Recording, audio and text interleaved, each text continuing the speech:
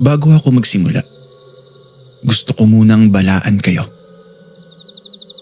Kung nag-iisa kayo ngayon, nakapatay ang ilaw at gabi na, baka gusto nyo pakinggan na lamang ito bukas. Pero kung sigurado at matapang kayo, isara nyo ang pinto. Ilapat ng maigi ang headphone sa inyong mga tenga.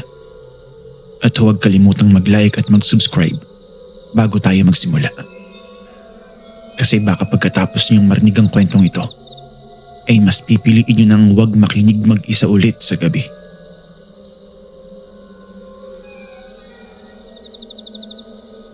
Ang kwentong ito ay hindi ko kinuha sa Facebook. Hindi ko rin nabasa ito sa kung saang forum o creepypasta page. Ito mismo ang nangyari sa akin. Totoo, at hanggang ngayon, hindi ko pa rin lubos na naiintindihan. Tawagin mo na lamang po ako sa pangalang Neneng. Hindi ko alam kung paano ko sisimulan ang kwentong ito nang hindi nanginginig ang mga kamay ko. Dati, marami na akong nababasang creepypasta stories. Yung mga underrated, hindi gaanong kilala pero kakaiba ang dating sa dibdib. Tapos, may bahagyang natatawa pa ako minsan sa sarili ko. Kunwari lang naman to, gawa-gawa lang ng iba. Pero bakit natatakot ako? Ganoon yung mga reaksyon ko sa mga kwentong nababasa ko.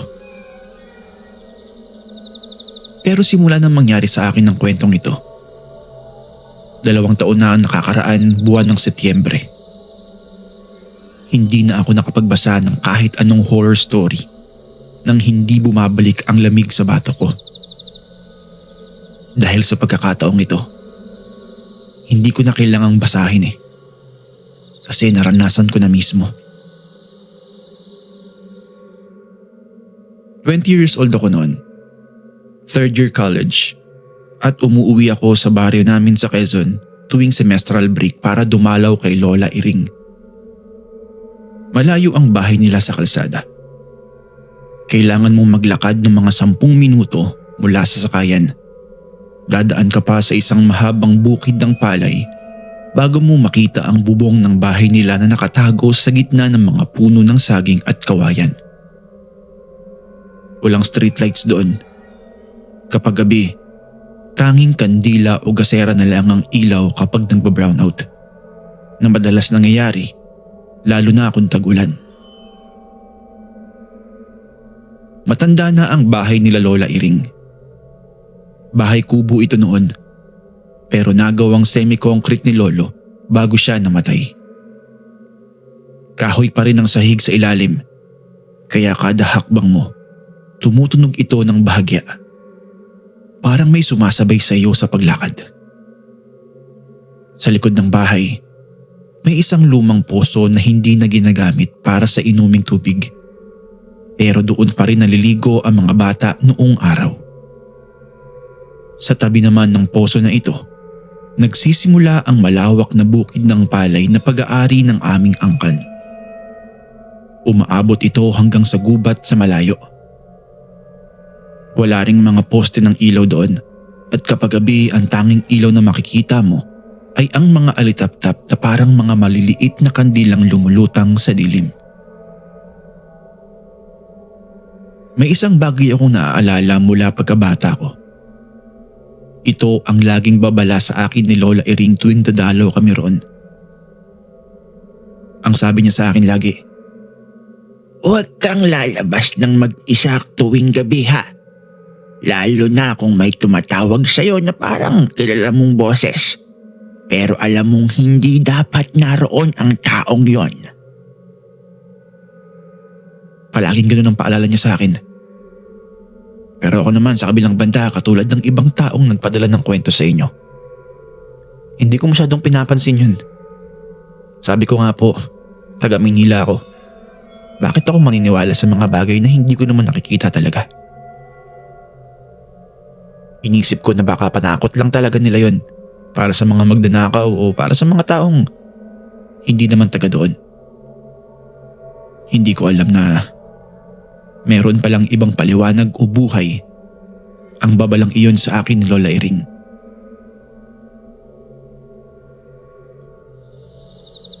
Nagsimula ang lahat sa ikatlong gabi ng pananatili ko roon sa kanila. Katulad ng dati, nag-brown out noon. Madilim, walang ilaw sa paligid. Mainit pati ang hangin. Alam niyo yung kapag sobrang init ng paligid tapos biglang umulan? Yung usok o yung singaw ng lupa, ganun yung nararamdaman ko noong mga oras na yun. Tapos sa may hindi kalayuan, may mga kulog at kidlat na parang mga basag na bote na inaalog sa langit. Nakahiga ako noon sa may papag malapit sa bintana. Gising na gising ang diwa ko kasi hindi nga ako makatulog sa init. Tahimik ang bahay. Si Lola at ang dalawa kong pinsan na sina Michelle at Rica ay mahimbing nang natutulog sa kabilang kwarto. Hanggang isang sandali, may narinig akong tawag.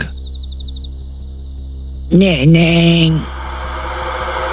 Iyon ang tawag sa akin ni Lola mula pagkabata. Boses niya yun. Sigurado ako. Yung bahagyang paos. Mabagal magsalita. Tapos may bahid ng ubo sa may dulo. Pinakinggan ko pa yung tawag. Nanggagaling ito sa labas. Sa direksyon ng bukid doon sa may likod ng bahay. Neneng! Tulungan mo ako dito! Bumangon ako. Tiningnan ko ang oras. 2:30 ng madaling araw. Naisip kong baka nahulog si Lola sa pagpunta niya sa may CR na nasa labas ng bahay. Doon yun malapit sa may poso. Matanda na siya. Madalas siyang umiihi kung gabi. Kaya naman lumabas ako dala ang baterya kong flashlight. Hindi na ako nagpaalam kahit kanino kasi natutulog naman ang lahat. Paglabas ko, naramdaman ko ang malamig na hangin sa labas. Kakaiba. Dahil kanina, mainit sa loob ng bahay. Walang huni ng kuliglig o kahit anong ingay noon. Wala ring tahol ng aso. Kahit yung 3 asong palaboy-laboy na palaging gising kong gabi, wala. Tahimik. Sobrang tahimik. Yung uri ng katahimikan na parang may nakikinig sa'yo. Para bang may nagmamasid. Neneng! Andito ako sa may bukid! Papalayo pa rin ang boses. Hindi pa palapit sa akin. Kaya naman sinundan ko ito papasok sa gilid ng bukid kung saan medyo mataas na ang mga palay at hindi na umaabot ang ilaw mula sa bahay. Ilaw lang ng flashlight ko ang gabay ko noon. Habang naglalakad ako, doon ko unang nakita. Sa dulo ng bukid, sa gitna ng maliit na bukas na lupa kung saan karaniwan naglalaro kami noong bata pa kami, mayroong nakatayong tao. Nakatalikod. Suot-suot nito ang parehong damit na suot ko. Puting sando at maong shirts. Buhok na kasing haba ng buhok ko at nakatali rin sa parehong estilo. Kaya naman tumigil ako. Naramdaman kong parang biglang huminto ang dugo sa ugat ko.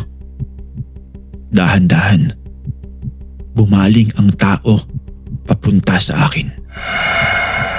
Napalunok ako ng laway sa mga nakita ko dahil nakita ko ang sarili ko. Ako mismo yon. Nakatingin sa akin ang sarili kong mukha. Hindi ito parang salamin ah. Hindi siya gumagalaw kapag gumagalaw ako. Nakatayo lang siya at hindi kumukurap, hindi kumikibo ang bibig. Pero ang mga mata niya ay katulad ng mga mata ko. Nakatutok sa akin ng diretso na parang may sinasabing hindi ko maintindihan. Noong mga oras na yun, naalala ko ang babala sa akin ni Lola. Huwag kang lalapit, huwag kang sasagot. Huwag mong tititigan ang mga mata nito. Pero sino ba naman ang hindi titingin sa sariling mukha na nakatayo sa harap mo, hindi ba? sa dilim at sa hating gabi pa. Neneng, tulungan mo ako. Masakit ang tuhod ko. Papalapit na ngayon ang boses ni Lola. Pero nasa likod ko na ito. Sa direksyon papunta sa bahay. Pero ano nangyari yun? Kasi yung boses nanggagaling doon sa may dulo. Malapit doon sa taong nakita kong kamukha ko. Pero ngayon, nasa likod ko na. Nandoon lang ako kanina. Sinundan ko ang boses papunta rito. Pero papaanong napunta ito sa likod ko? Naguluhan ako. 2 direksyon, 2 tawag at ang sarili kong mukha na nakatayo sa harap ko na hindi kumikibo. At doon, sa sandaling iyon, kumilos at gumalaw ang bibig ng aking kambal. Walang tunog na lumabas, pero malinaw kong nabasa ang hugis ng salita sa mga labi niya. Huwag. Bigla siyang gumalaw, hindi pa palapit sa akin kung hindi pa tagilid. Parang lumilipat sa pagitan ko at ng direksyon kung saan papalapit ang boses ni Lola. Parang may hinaharangan siya. May pinipigilan siyang lumapit sa akin. Doon ako natakot ng husto. Tumalikod ako at tumakbo. Hindi ko na iniintindi yung kamukha ko at yung boses na naririnig ko na hinaharangan niya. Kahit na yung sakit sa binti ko dahil sa mga tinik ng palay, hindi ko na iniintindi. Yung flashlight ko na nahulog, iniwan ko na lang. Tumakbo ako pabalik sa bahay at nang nabuksan ko ang pinto, nandoon si Lola. Nakaupo sa hagdanan. Kakagising lang niya at mayroon siyang hawak na kandila. Bakit ka nandyan sa labas, Neneng? At bakit ka umiiyak? Tanong niya sa akin. Hindi ko na malayang umiyak na pala ako nun. Tinawag mo ako, Lola. Sinabi mong sundan kita sa may bukid eh. Namutla si Lola. Hindi ako lumabas ng kwarto, Neneng. Buong gabi akong tulog. Dito lang ako matapos ako mag-CR. Dito lang ako nakaupo kasi may nakaramdaman akong kakaiba. Doon ko unang naramdaman ang tunay na takot. Hindi yung takot na parang nasa horror movie, kundi yung takot na tumitigas sa dibdib mo dahil alam mong totoo ang nangyari at wala kang paliwanag sa mga bagay na nakita at nasaksihan mo. Kinabukasan, sinabi ko ang lahat kay Lola. Hindi siya nagulat gaya ng inaasahan ko. Sa halip, umupo siya sa tabi ko. Hinawakan ng kamay ko at unang beses sa buhay ko, kinuwento niya ang buong istorya. Mayroon tayong ninuno. Si Lolo Ambo. Kapatid ng lolo mo. Namatay siya sa bukid na yan matagal ng panahon. Bago pa ako isilang. Sabi nila, nalunod daw siya sa may batis malapit doon sa lugar na nakita mo kagabi ang kamukha o yung kakambal mo. Kaso wala namang nakakita sa katawan niya. May sabi-sabi na hindi aksidente ang pagkamatay niya. May kumuha raw sa kanya. Hindi ko na alam kung ano. Kung tao ba yun o hindi. Pero simula nun, Apo, mula noon, tuwing may isa sa amin na tumaraan sa bukid ng mag-isa sa gabi, mayroong sumusubaybay. Hindi para tayo ay saktan, kung hindi para tayo ay bantayan at protektahan. Pero bakit kamukha ko, Lola? Kasi ikaw ang kinakailangan bantayan ngayon. At kapag kailangan kang bantayan, kinukuha nito ang mukha ng pinakamalapit sa iyo. Ang sarili mo para hindi ka matakot ng husto.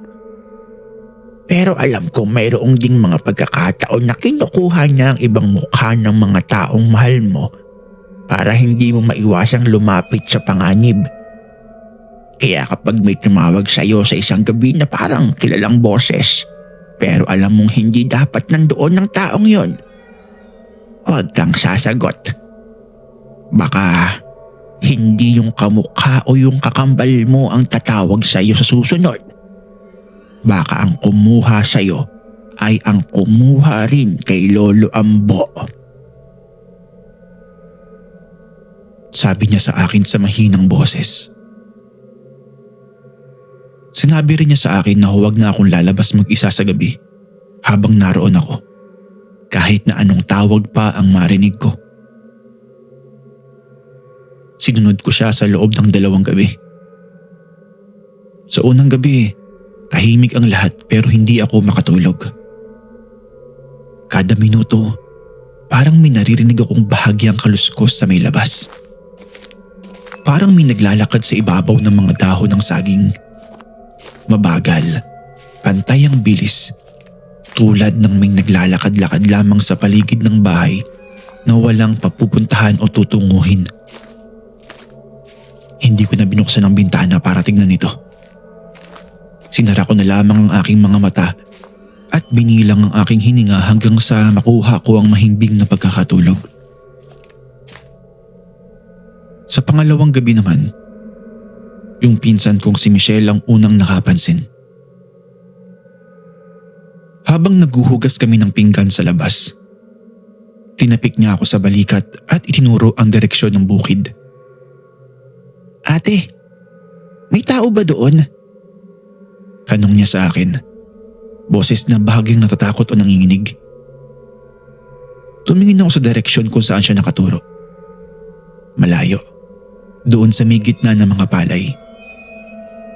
Tapos napansin kong may isang anino na tila nakatayo lamang. Hindi gumagalaw. Sa loob ng ilang segundo, hindi ko na muling nakita ito. Kaya sinabi ko na lamang kay Michelle na baka anino lang yon ng puno na inihagis ng kung sino o baka naman kung anong hayop ang dumaan. Pero alam ko noong mga oras na yun na nagsisinungaling ako sa kanya. Ayaw ko ring sabihin sa kanya ang totoo kasi ayaw ko siyang matakot. Naramdaman kong parang may nakatingin sa akin mula sa bukid, buong magdamag. Kahit hindi ko na muling nakita ang anyo nito, pakiramdam ko may nagmamasid sa amin. Hanggang sa dumating ang huling gabi ko bago bumalik ng Maynila. Doon na, muling bumalik ang tawag. Hindi lang ito isang boses ngayon. Neneng! Boses ni Lola. Ate, halika dito. Boses ni Michelle, yung pinsan ko. Ate, tulungan mo ako. Boses ng aking kapatid na nasa Maynila na dapat ay wala roon. Magkakaiba ang direksyon ng 3 boses pero pareho silang nagmumula sa labas ng bahay. Doon sa may gilid ng bukid. Nanginginig ang buong katawan ko. Nakita kong gising din sina Lola, Michelle at Rica. Magkakatabi kaming umupo sa gitna ng sala. Hawak-hawak ang kandila habang naririnig namin ang mga boses na tumatawag gamit ang aming pangalan at gamit ang boses ng mga taong mahal namin. Huwag kayong sasagot. Huwag kayong lalabas kahit ano pang marinig ninyo. Hintayin lang natin ang unang kilaok ng tandang. Paalala ni Lola na mahigpit ang hawak sa aming mga kamay noon. Hanggang sa may kumatok sa bintana.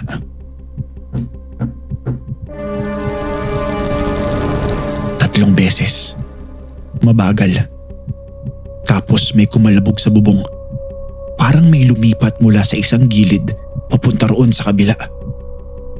Umiyak si Rica. Sinita namin siya na tumahimik at huwag maglikha ng anumang ingay.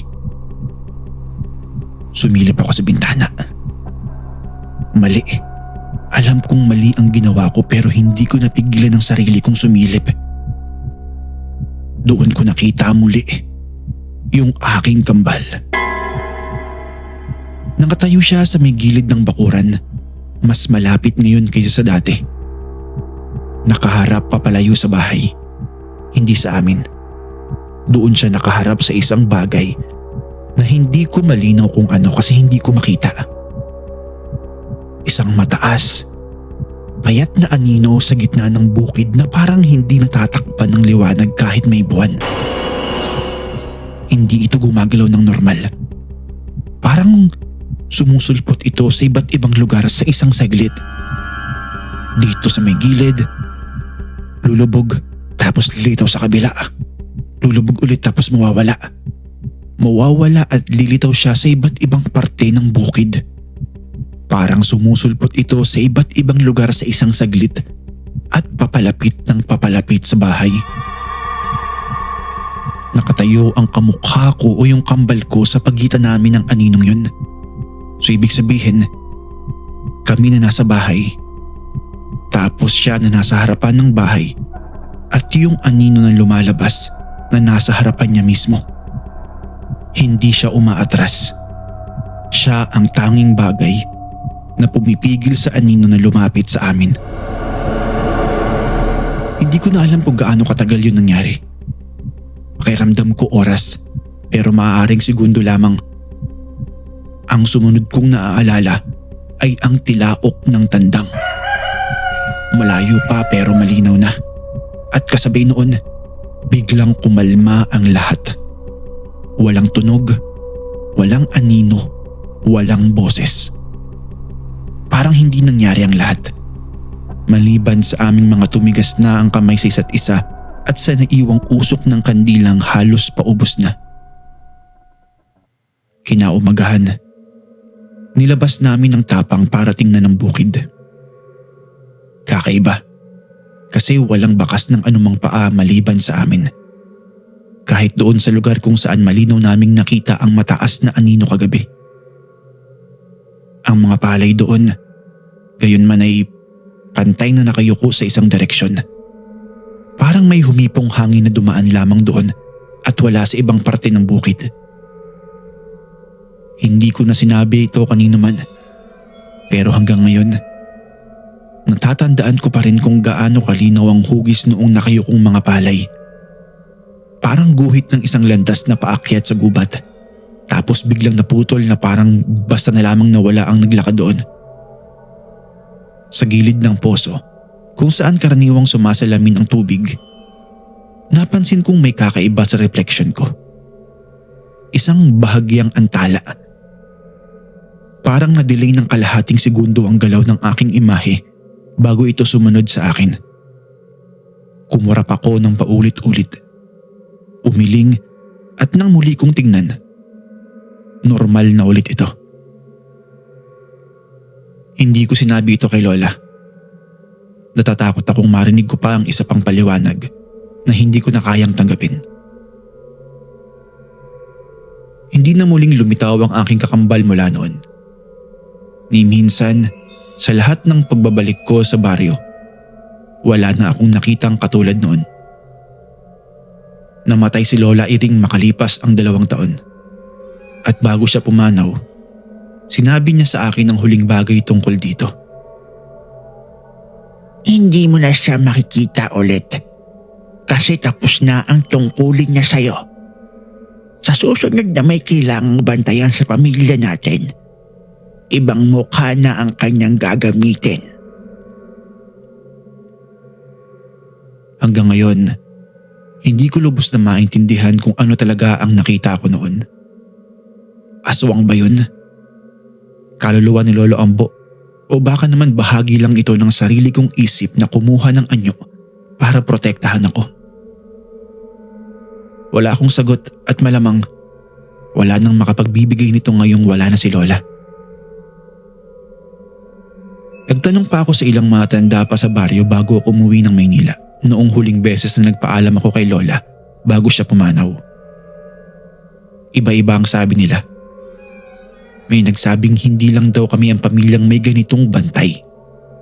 Meron pa raw 1 o 2 angkan sa kabilang baryo na may kaparehong kwento katulad ko, bagamat magkaiba ang detalye. Ang iba naman, ayaw na lang pag-usapan. Tumatango lang at humihiwalay sa usapan na parang mas mabuting hindi na lamang banggitin ang pangalan ng bagay na yun ng malakas at hindi na masabi pa ang mga bagay na hindi dapat malaman. May isang lolang nagsabi sa akin habang bumibilog ang mga mata niya sa takot. Basta iha, huwag mong kalimutan. Kapag tumigil na siyang sumunod sa'yo, huwag mong sasabihin salamat. Hindi mo alam kung sino talaga ang nakikinig. Dahil nakita mong anino. Baka hindi lang yun anino. Baka mamaya, aswang yun na nakatipo sa'yo. Nanginig ang buong balahibo ko noon. Natakot ako. Kaya simula noon, hindi ko na muling binalikan ang bukid na yun na mag-isa kahit sa araw. Tuwing may pagkakataon na kung bumisita sa Quezon, dumadaan na lang ako sa kalsada at iniiwasan kong dumaan sa tabi noong lumang poso. Hindi dahil sa takot na may lalabas, kung hindi dahil natatakot akong baka minsan, kapag tumingin ako roon, hindi ko na makilala kung sino talaga ang aking makikita. Ako o ang isa pang bagay na natutong magsuot ng aking mukha. O baka isang nilalang na maaaring kumuha sa akin katulad ng nangyari kay Lolo Ambo.